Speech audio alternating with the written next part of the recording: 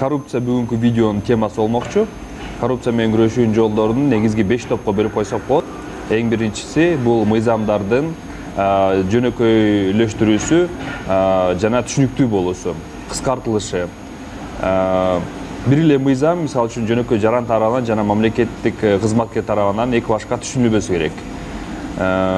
Ошондо ар кандай мамлекет тараптан ушу уруксаттар, ар кандай справка, лицензиянын баары тең саны азайыш керек.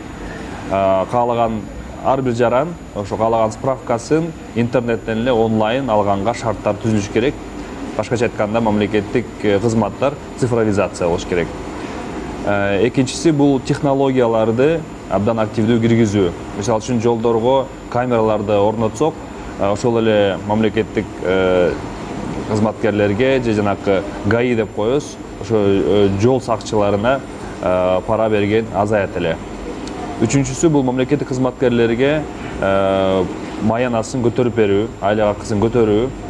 Анткени ошо чиновниктер аргасыздан ошо паракорчулукка, коррупцияга барбашы керек.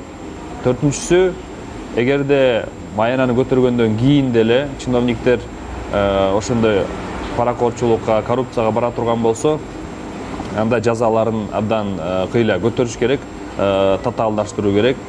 Андан дагы мындай оорураак кылыш керек да.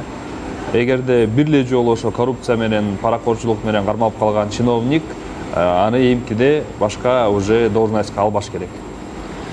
Анан бешинчи эң кызыктуу бир сунуш бул ошо информаторлор деп коебуз, кабар бергендер. Аларды бир өзгөчө мыйзамдар менен коргош керек. Азыр болсо, мисалы үчүн пара берген дагы, пара алган дагы мыйзам түрүндө жоопко тартылат.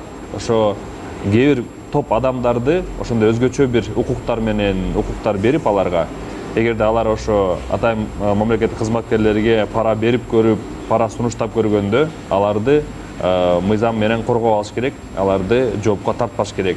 Ошондо чиновниктер пара алгандан коркуп калат эле, анткени ар бир экинчи кишини, ар бир кишини ошондой бир информатор сыяктуу көрүп, пара алган азаят эле деген ойдомун.